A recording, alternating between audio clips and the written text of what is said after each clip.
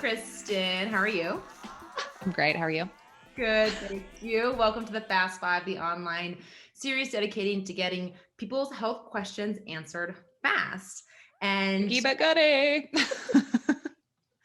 today we're going to talk about sex, and because people have tons of questions about sex. And as you know, we don't often ask them, but I am putting it out there to get them answered because sex is a huge part of our life, or we want it to be, right? Yeah.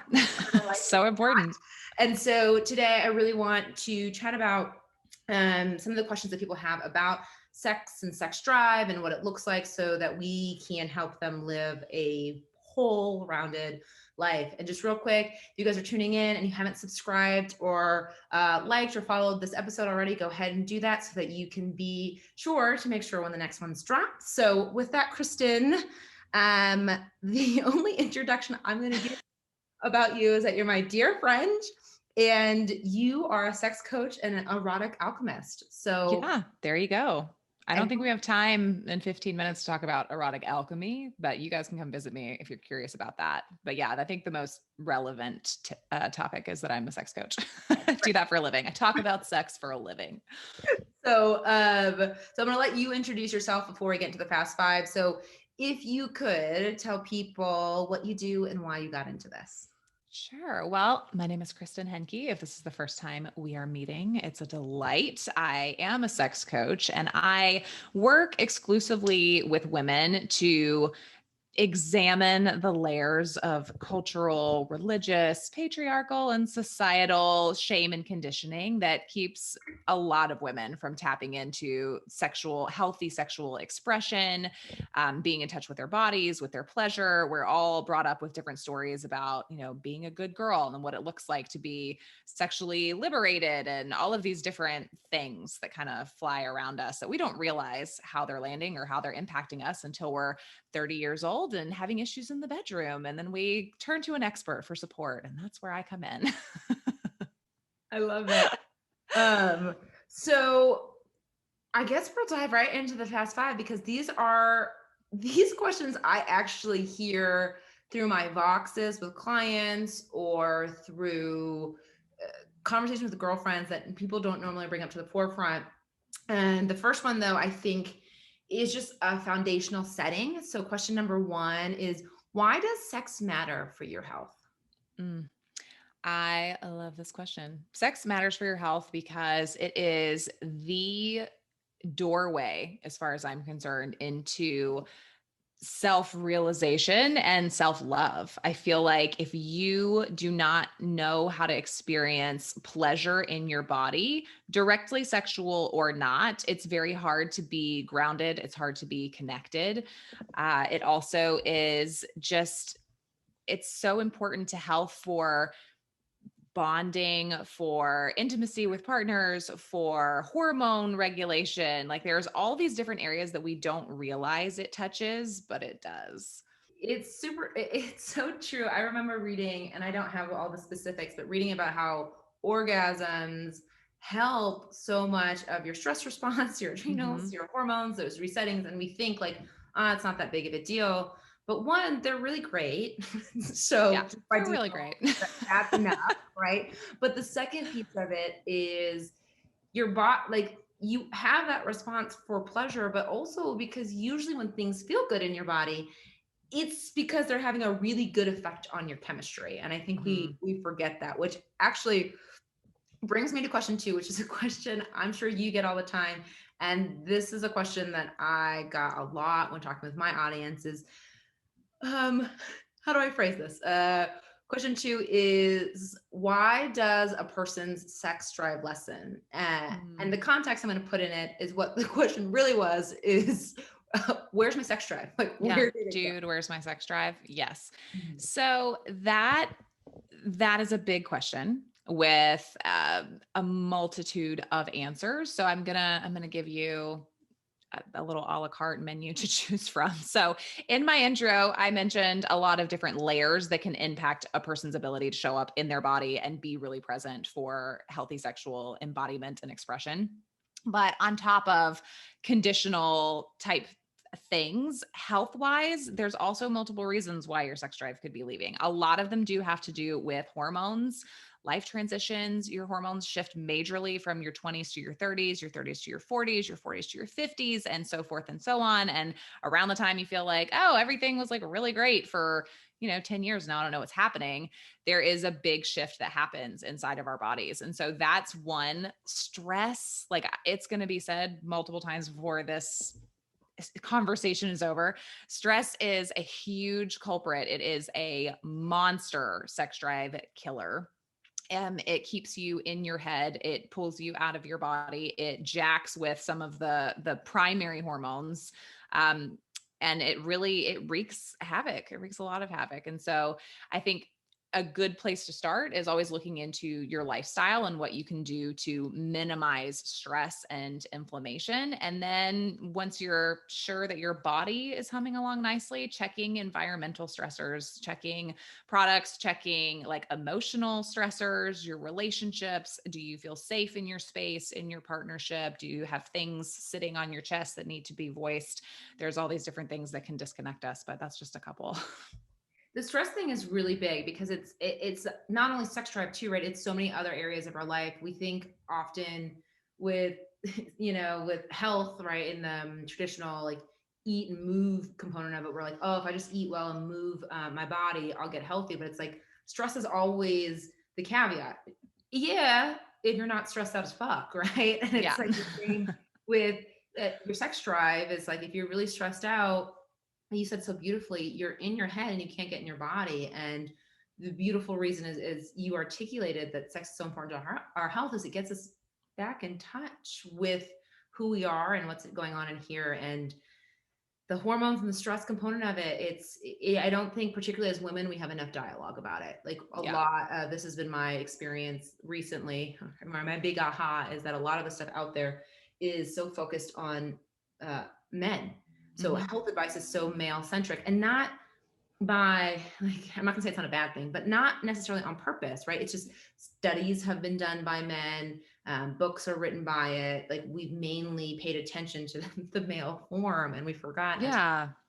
we have estrogen and progesterone, Right. these different things that men don't have in mass. Well, and most things are, based on the 24-hour male hormone cycle, which renews every single day. And hormone cycle is based on a 28, 29-day cycle of, 4 weeks, where the hormone profile is different every single week of each month. And so that's a huge disconnect culturally that we're only just now kind of starting to bring more awareness to the forefront in conversation. Totally. And I think I just hope everyone just heard what she said, because that is a very important point when you're looking at your health, be it sex, food, movement, stress, more. Which now brings us to our third question of the past five, which is the polar opposite of the last one. And it's how do I get my sex drive back up? Yeah. So, first things first, tackle stress. Make sure that you are pulling inflammatories from your diet. You can be in monster fatigue from being over caffeinated, from processed foods, from too much sugar, from too much alcohol, from too much caffeine. Like stimulants really fry your adrenals, and they really have a huge impact on how your body processes stress, which is going to directly either support or take away from your sex drive. So that's a big one. I think being able to connect to your body in a sensual way. And when I'm talking about that, I mean like tuning into your five senses. Like, are you feeling connected to your sense of taste, smell, touch, sight, hearing? Like, are you enjoying your environment? What's your environment like? Switch that up. If your house is dirty and cluttered and smells like cat litter and has garbage stacked high and papers everywhere, like nobody wants to bang in there. So maybe try cleaning up your space, lighting a candle, and like really appealing to like date yourself a little, like set the mood for yourself and for connection, and then explore activities that are pleasurable.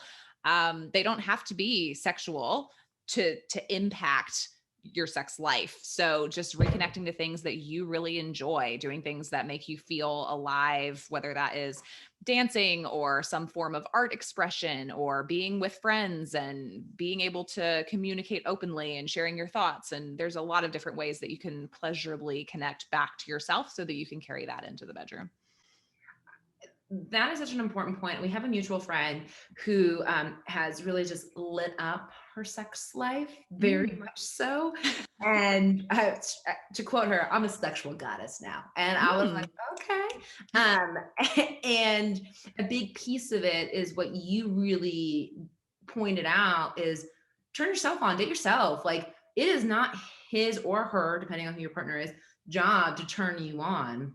It's your job to turn you on. Absolutely. Absolutely. You are responsible for your orgasms, not your partner. And if they are not delivering the kind of O's that you would like, you need to be educating them better. That means there is an opportunity for conversation on what it's going to take to get you there. And that needs to be shared with them because they actually are not mind readers, especially like even women. If you are with a woman and you expect her to tune in to your frequency, like it's still not going to happen. You owe them a conversation and to help them know how they can best support you and pleasure you. And if you don't know what that is, it makes it harder to help someone else along that path. So you need to tap in and you need to figure out what you enjoy, what makes you feel good, what makes you feel sexy. You need to go on that path of exploration for yourself.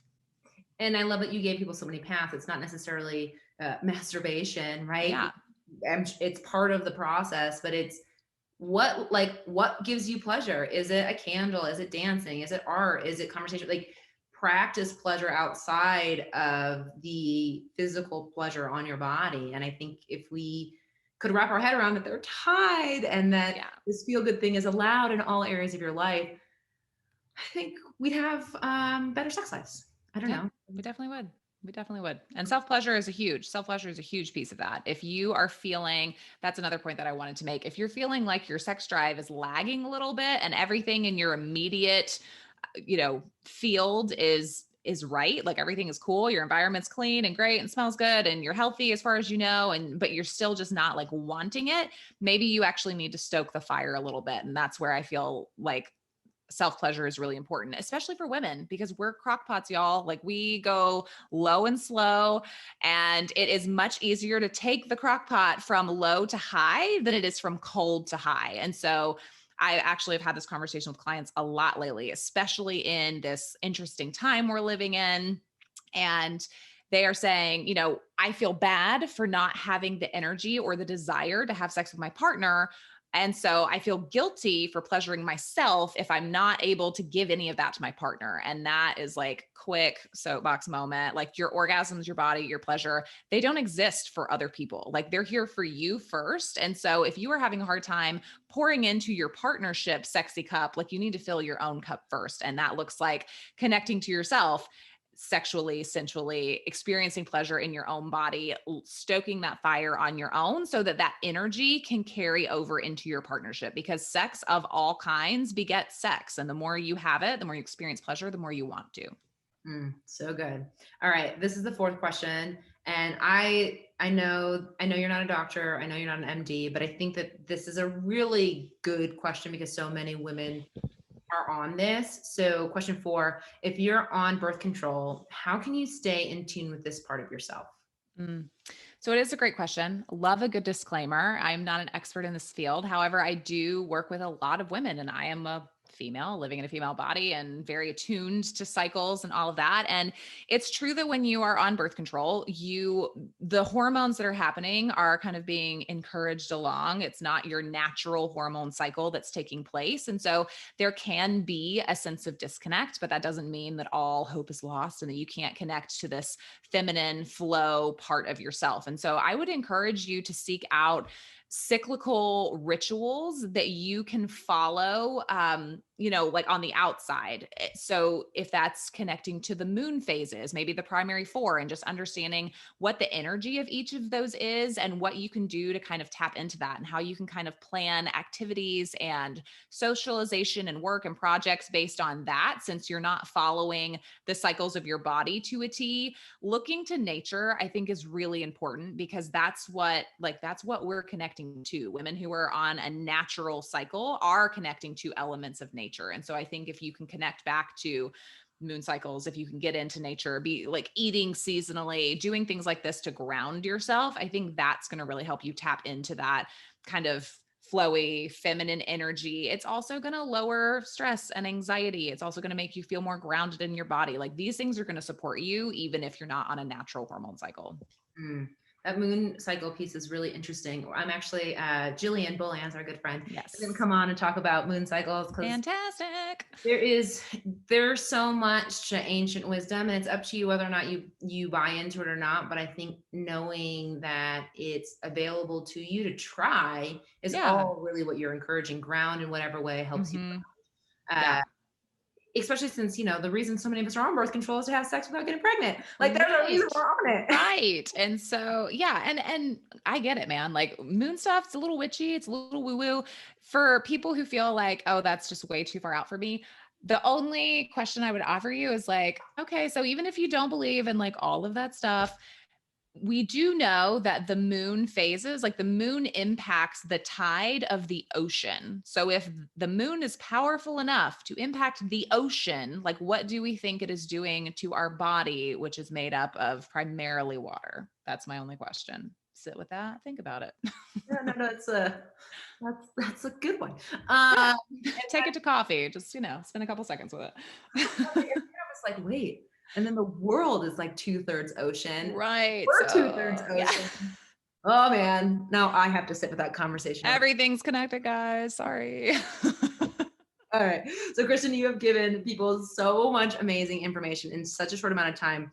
But I have one last question for you. So question 5 is, if people can take away only one thing from this conversation, what do you hope it will be?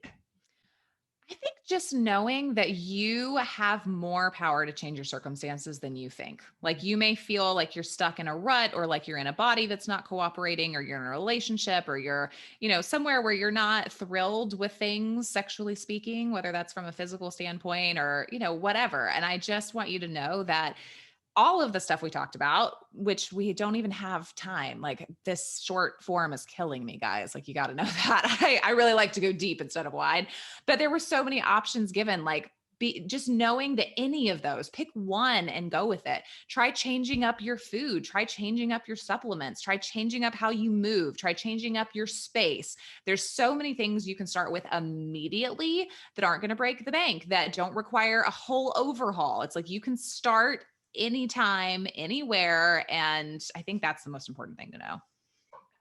And I just want to emphasize that, because it's true in so many areas of health. We're not asking you to do everything. We're asking you to pick the thing that's calling to you most, and then doing that, because it's momentum begets momentum, right? So you get there, like you said, when you have, I'm going to paraphrase, I can't remember exactly what you said, but the more you have pleasure, the more you have, the more you have sex, the more you want sex. And it's a cyclical thing, and it allows for you to get to where you want to go. So just start. And if you are confused, start with self-pleasuring. And if you are squirmy about that, then reach out to me and we will work on that first. Okay. So actually, perfect segue, Christin, because you have so much good information about sex, sexual health, our bodies, and in a way, just for everyone who is maybe a little bit squirmish, but knows that they're listening, but have listened through this because they know they need to. Christin has a way of delivering these conversations in a way that's going to make you laugh, that's going to make you feel human. In a way, we were just talking about some pregnancy stuff, and it's like, she's going to talk about hemorrhoids. She's going to talk about belly button lint that you find. Can't leave that stuff out. What it is it's refreshing and it's welcoming. So with that, if people want to find you, and they should, where should they look to find you? Oh, thank you. My favorite place to hang out is Instagram. As of right now, you can find me at Christin.Henke. Erica will spell that out for you somewhere because it's a little I will. untraditionally spelled. Thanks. I appreciate that. And then you can find out more about me on my website, KristinHenke.com. Awesome. Thank you so much for being on here, guys. If you like this episode and think others will too, go ahead and like it and share it now. And be sure to subscribe and follow so that you can know when the next episode drops. And Christin, thank you so much for spending your morning with me. I so appreciate it and love you. Oh, thanks for having me, friends. Love you. All right. Bye for now.